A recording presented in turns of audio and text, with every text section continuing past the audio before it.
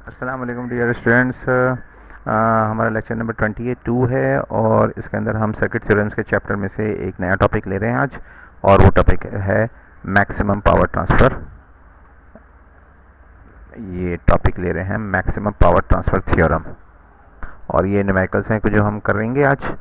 और मैं आपको बताऊं कि what is this maximum power transfer theorem. देखें, होता क्या है कि आप ये चाहते हैं कि आपके सर्किट में से कोई भी सर्किट हो, लीनियर सर्किट होना चाहिए, उसमें से जो आप पावर ट्रांसफ़र करें किसी पर्टिकुलर लोड में, और वो ये लोड कौन सा हो सकता है? वो ये लोड हो सकता है आपका हीटर हो सकता है कि आप चाहते हैं कि भाई मैक्सिमम पावर जो है ना इस हीटर में जाए ताकि मैक्सिमम हीट प्रोड्यूस करे, एक बात। दूसरा ये हो सकता है कि ये एंटीना हो सकता है, आप चाहते हैं कि जो भी आपका सिग्नल है वो मैक्सिमम डेसिपेट हो एंटीना पे ताकि मैक्सिमम सिग्नल ऑन एयर जाए। तो ये जो आर एल है इसको हम सिमुलेट करेंगे कि ये एंटीना हो सकता है। तो हम ये चाहते हैं कि किसी भी लीनियर सर्किट में मैक्सिमम पावर कब ट्रांसफ़र होगी। तो हम करते ये हैं कि उस सर्किट का हम थेवेनिन इक्विवेलेंट ले लेते हैं। ये देखें, ये जो है ना ए और बी ऑन द लेफ्ट, ये थेवेनिन इक्विवेलेंट है। तो मैक्सिमम पावर ट्रांसफ़र थ्योरम ये कहता है कि जो मैक्सिमम पावर ट्रांसफ़र होगी ना, ये पावर ट्रांसफ़र हो रही है, ये इसका ग्राफ दिया हुआ है, वो उस वक्त होगी जब आपका आर एल, ये R L is equal to R T H होगा। तो अगर ये आर टी एच की वैल्यू के साथ के बराबर आर एल आप लगाएंगे तो वो मैक्सिमम पावर ट्रांसफ़र होगी। देखिए ऊपर जा रहा है, मैक्सिमम तक पहुंच रहा है, फिर वापस नीचे तक जा रहा है। तो इसका मतलब है कि are T H, R L की वैल्यू अगर आर टी एच से कम होगी तो भी मैक्सिमम पावर ट्रांसफ़र नहीं होगी, और अगर आर एल की वैल्यू आर टी एच से थोड़ी सी बड़ी होगी या ज़्यादा बड़ी होगी तो भी मैक्सिमम पावर ट्रांसफ़र नहीं होगी। Maximum power transfer is just occurring at R L equal to R T H, और वो यहाँ पे शो किया हुआ है। अच्छा, अब अगर आपको ये कॉन्सेप्ट समझना है तो आप ये किताब में से थोड़ा सा पढ़ लें और लेक्चर दोबारा से जो है रिवाइज करके देख लें, तो आपको समझ में आना शुरू हो जाएगा। और ध्यान से समझना और ध्यान से देखना वीडियो को बहुत ज़रूरी है लेक्चर को समझने के लिए। तो maximum power transfer is transfer to the load when the load resistance equals the Thevenin resistance as seen from the load. तो ये R L equal to R T H. अब इसको प्रूव कैसे किया है? प्रूव ऐसे किया है कि ये this is the power transfer I square R, ये फार्मूला है पावर ट्रांसफर का। अब I square is equal to this voltage, I is equal to this voltage divide by the R T H plus R L. तो अब B T H plus R T H plus R L, और ये क्यों यहाँ पे आई square पे square है तो यहाँ पे भी स्क्वायर दे दिया, और ये R L as it is आ गया। अब हम इसको अगर डेरिवेट करें for finding out the maxima, how do you find maxima? अगर आप डिफरेंशिएशन आपने जो पढ़ी है उसमें आपने देखा होगा कि for finding out the maxima what you do is you derivated with respect to that variable R L के हिसाब से, और इसको इक्वेट ज़ीरो कर देते हैं। तो ये आपने एग्जैक्टली वही किया हुआ है कि इसको डेरिवेट किया और इसको ज़ीरो से इक्वेट कर दिया, तो ये आपके पास वैल्यू आ गई कि R L is to R T. इसकी डेरिवेशन आप देखिएगा, but the derivation is not important from examination point of view, but the thing is this concept is very important that you must know that the maximum transfer power is going to be transferred from the circuit to the load resistance if the load resistance is equal to the Thevenin equivalent resistance of the linear circuit. अच्छा, अब ये circuit है, अब हमने कहा था ना कोई सा भी सर्किट हो सकता है, तो इस आर एल के अंदर उन्होंने मैक्सिमम पावर ट्रांसफ़र करनी है। तो उन्होंने क्या किया कि इस पूरे सर्किट का on the left of the A and B point हम इसको आर थेवेनिन मालूम कर लेंगे। अच्छा, अब ये सॉल्व एग्जांपल है, ये आप इसको देख लीजिएगा, आप इसको देख लीजिएगा और खुद ही कर लीजिएगा। मैं आपको प्रैक्टिस प्रॉब्लम करा रहा हूँ जो कि सॉल्व नहीं है, राइट। तो ओ ये नहीं, अच्छा 4.13 ये रहा।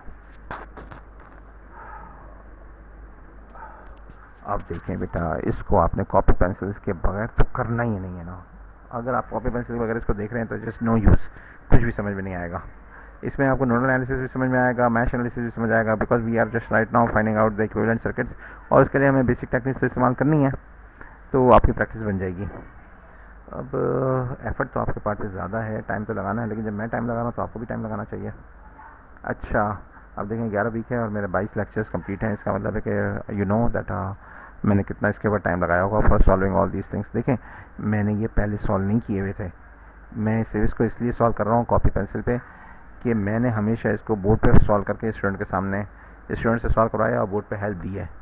लेकिन अब क्योंकि ऑनलाइन मुझे टीच करना पड़ रहा है, ऑनलाइन सेशन लेने पड़ रहे हैं, तो मुझे सारी चीज़ें आपको दिखानी होती हैं, तो मुझे बहुत ज़्यादा एफर्ट करनी पड़ी है इस दफ़ा। अल्लाह करे आपको समझ में आ जाए और मेरी ये मेहनत पार लग जाए।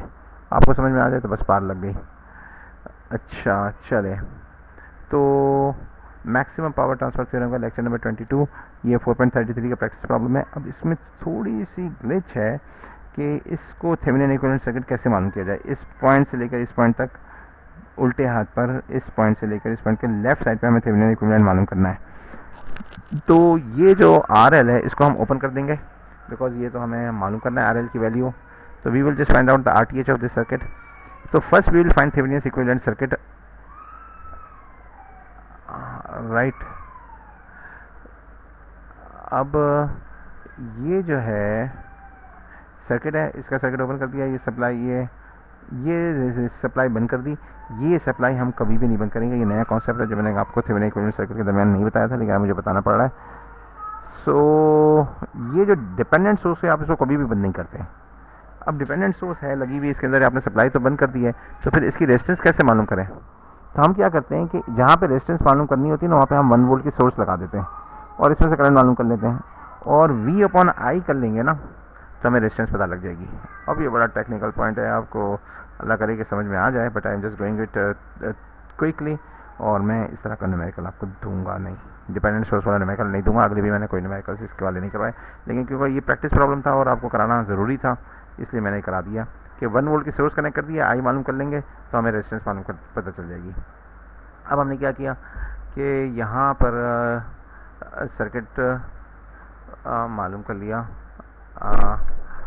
ये I1 है, ये I2 है, और हमने इसका लूप में इक्वेशन लिख दी। और देखें ये 3Vx के बराबर है, Vx के बराबर है, तो Vx इज इक्वल टू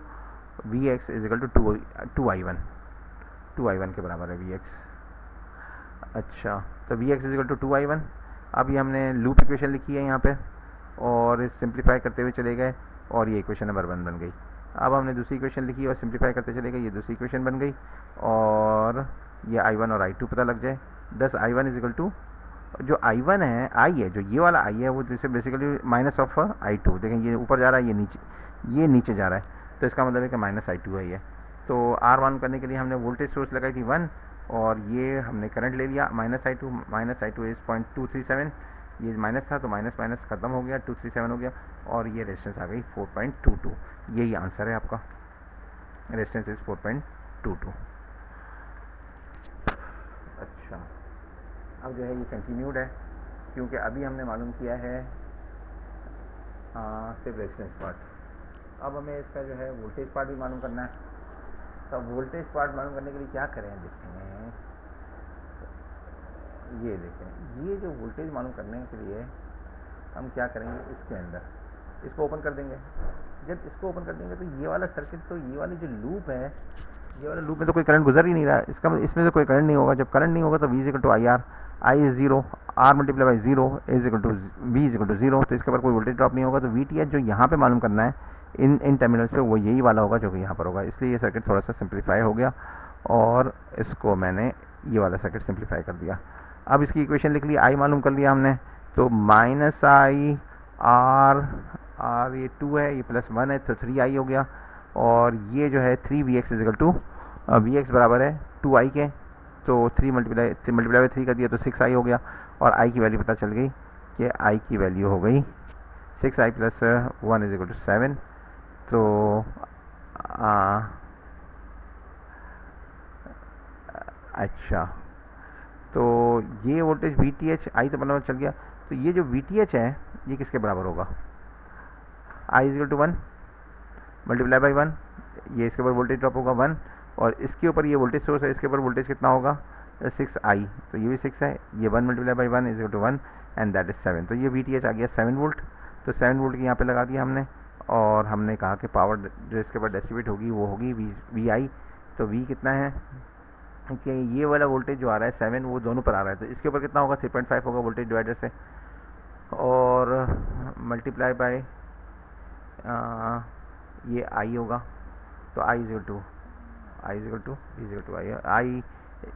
किसके बराबर होगा 7 divide by 4.2 divide by double of this 4.22, 4.2 multiply by 4.22, तो 8.44 हो गया। तो ये आई की वैल्यू आ गई, ये आई की वैल्यू हो गई 7 डिवाइड बाई 8.44, तो ये हो गया 2.902। ये आंसर है इसका, 2.902 90 बनाया है। कोई अप्रॉक्सीमेशन वगैरह ले ली होगी हमने, डायरेक्ट कैलकुलेटर से किया है, तो कोई सारे डिजिट्स हमने काउंट कर लिए, इसलिए इसका आंसर ज़्यादा एक्यूरेट आ गया, या मैंने राउंड ऑफ कर लिया होगा, आई डोंट नो। अच्छा, फिर अगला सवाल क्या है? अगला सवाल, क्योंकि अब प्रैक्टिस प्रॉब्लम तो इसके अंदर है नहीं, तो मैंने एंड ऑफ द चैप्टर से आपको सवाल करवाए हैं। 4.67 एक सवाल है, और मैं आपको किताब में से भी हमेशा सवाल दिखाता हूँ 4.67, तो अल्लाह करे मैं जल्दी से 4.67 मिल जाए ताकि टाइम कम लगे। ओहो, 4.67 आ जाएगा जल्दी से, ये रहा 4.67, कहाँ है? ये रहा, ये वाला सवाल है। The variable resistor R is adjusted until it absorbs the maximum power. तो मैक्सिमम पावर एब्जॉर्ब करने के लिए कौन सी आर की वैल्यू मालूम करनी होगी, तो मालूम करनी है, कौन सी होनी चाहिए? तो हमने कहा कि भाई इसका यहाँ से लेकर यहाँ तक थेवेनिन इक्विवेलेंट सर्किट मालूम कर लो, फिर आर की वैल्यू पता लग जाएगी, वो आर थेवेनिन के बराबर होगी। यही सवाल मैंने यहाँ पे सॉल्व किया हुआ है, तो इसको आप देखिएगा। फाइंड थेवेनिन इक्विवेलेंट सर्किट की सप्लाई बंद कर दी।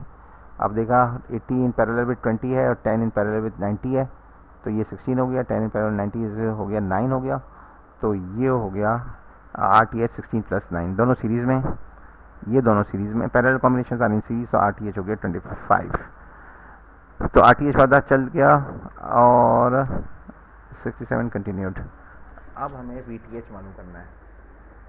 VTH मालूम करने के लिए क्या किया, हमने कहा कि भाई यहाँ पे हम इसको ग्राउंड ले लेते हैं, तो ये वोल्टेज होगा पोटेंशियल डिवाइडर से, इसके अक्रॉस वोल्टेज होगा 20 multiply by the supply voltages divide by the two resistances, voltage divider लो, तो ये 8 आ गया VA, और ये वाला ए वोल्टेज VA आ गया, ये वोल्टेज VB आ गया 36, और VAB मालूम करने के लिए हमने क्या किया, VA माइनस VB, तो ये VTH के बराबर है। तो VAB माइनस VTH, क्योंकि नेगेटिव आ रहा था इसलिए मैंने इसको मॉड ले लिया, तो ये 28 आ गया। तो 28 वोल्टेजेस और RTH इज 25, तो ये आ गया आपके पास कि R इज इक्वल टू 25, 67 में R इज इक्वल टू 25, लेकिन उन्होंने पावर मालूम करनी थी, तो पावर कैलकुलेट कर ली और वो आ गई 7.84, और वो आंसर से मैच कर रही है। I स्क्वायर R से भी किया है, ये रहा I स्क्वायर से R से किया, V स्क्वायर अपॉन R से भी किया, ये रहा V square R upon R से, और P is equal to VI से भी किया, तो ये P is equal to VI से किया। 14 इसका वोल्टेज है यहाँ पर P V, और I बराबर है 28 divide by 25 plus 25, that is 50, 28 divide by, तो ये करंट है, तो 7.84 आ गया। इस तरीके से दूसरी चीज़ें भी आप इसको देख लें और इसको अपने आप को कन्विंस कर लें, और अल्लाह आपका हामी और नासिर हो।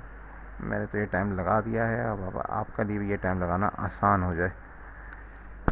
अच्छा, अब ये जो है 4.75 न्यूमेरिकल है, और इसको 4.75 को आप किताब में देखें। मैं जो है आम तौर पे ऑड नंबर क्वेश्चंस लेता हूँ, ये स्टार वाला प्रॉब्लम है, थोड़ा सा मुश्किल होगा मैं, लेकिन ऑड नंबर क्वेश्चंस लेता हूँ कि इसके आंसर्स मौजूद होते हैं। ये कह रहे हैं कि determine the value of the R such that maximum power is delivered to the load in 3 milli watts. इसमें 3 मिली वाट्स ड्रॉप हो और रेजिस्टेंस की वैल्यू मालूम करनी है, तो वो क्या होगी?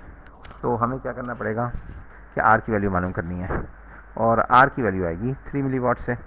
तो ये मैंने सॉल्व किया हुआ है यहाँ पे 4.75। फाइंड RTH, इसके सारी पावर सप्लाईज बंद कर दी, ये 3 रेजिस्टेंस पैरेलल में आ गई और 3 रेजिस्टेंस पैरेलल में आ गई, इसका मतलब है कि parallel resistance RTH is equal to R upon 3। अच्छा, अब हमें मालूम करना है यहाँ पर और यहाँ पर VTH, तो ये 3 रेजिस्टेंसेज हैं और ओरिजिनल सर्किट है VTH मालूम करने के लिए। अच्छा, अब जो है दूसरा पार्ट इसका कंटिन्यूड, ओ नो ये नहीं है, 4.71 कंटिन्यूड ये है। तो हमने ये मालूम किया, तो हमने इसको सुपरपोजिशन से इस्तेमाल किया कि एक वोल्टेज सप्लाई लगी, दोनों बंद कर दी, तो VTH पता लग गया कि ये दोनों जो कॉम्बिनेशन है ये 0.5 R होगा, क्योंकि R in parallel with R is 0.5 R। तो इसके ऊपर जो है ना VDR लगा के वोल्टेज मालूम कर लिया, 0.5 मल्टीप्लाई बाई 1 वोल्टेज है यहाँ पर, तो 0.5 R है, और डिवाइड बाई क्या है, this value divide by the combination of this two. ये जो कॉम्बिनेशन है ना, इन दो का कॉम्बिनेशन मैंने यहाँ पे ये शो किया हुआ है, 0.5 R है। दो रेजिस्टेंस एक ही वैल्यू के हो तो आधी वैल्यू हो जाती है बराबर में पैरेलल में। तो ये वोल्टेज है यहाँ से लेकर यहाँ तक का वोल्टेज, क्योंकि ये रेफरेंस नोड है, तो ये आ गया आपके पास। राइट। तो 1/3 वोल्टेज आ गया। यहाँ पे सप्लाई वोल्टेज दूसरी इनेबल कर दी है 2 वोल्ट वाली, तो ये 2.3 हो गया। और फिर इसके बाद दूसरी इनेबल कर दी वो 3 वोल्टेज वाली है, तो वो 3.3 हो गया। तो VTH बराबर हो गया VTH1 VTH2 VTH3, तो ये तीनों बराबर हो ऐड हो गए और वो वोल्टेज आ गया 2। तो हमने यहाँ पे वोल्टेज 2 पुट कर दिया। R/3 थी, ये भी RL इसके बराबर ही होनी चाहिए R/3 के, तो रख दी वैल्यू। और कितना पावर इसके ऊपर डेसिपेट करना है 0.3 मेगावाट 3 मिलीवाट। तो हमने VI से इसको कैलकुलेट कर लिया और रेजिस्टेंस आ गई हमारे पास 100K और 1000K, और आंसर मैच कर रहा है। इस तरीके से ये पूरा सवाल हमने सॉल्व कर लिया है। और अब देखते हैं रिव्यू क्वेश्चन की गुंजाइश है कि नहीं है। अच्छा, रिव्यू क्वेश्चन की भी गुंजाइश मौजूद है, तो मैं आपको रिव्यू क्वेश्चंस करवाता हूँ फ्रॉम द बुक। अब रिव्यू क्वेश्चन जो होता है ना, ये किताब के एंड में आपके पास सवालात हैं कुछ, जिसको आप एज ए क्विकली सॉल्व कर लेते हैं और आपके कॉन्सेप्ट्स बिल्डअप हो जाते हैं। अब इसको आप देखें। The current through a branch in a linear network is 2 ampere when the input source voltage is 10 volt. If the voltage is reduced to 1 volt, the polarity is reversed and the current through the branches. तो polarity भी reverse कर दी है, और ये linear वो जो है ना लीनियर सर्किट्स के लिए सोर्स स्केलिंग वाला सवाल जो है, ये उसके ज़रिए से इसको सॉल्व करना है। और मैं आपको दिखाता हूँ इसको मैंने कैसे सॉल्व किया है। तो 4.4 रिव्यू क्वेश्चन, ये पहला सवाल है।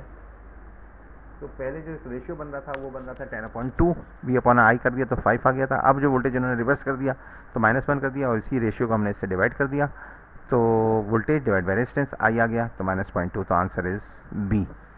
अच्छा, दूसरा सवाल यह है, for superposition it is not required that only one independent source be considered at A time, any number of independent sources में बी कंसिडर्ड साइमल्टेनियसली। इसको आप खुद भी पढ़िएगा, समझिएगा।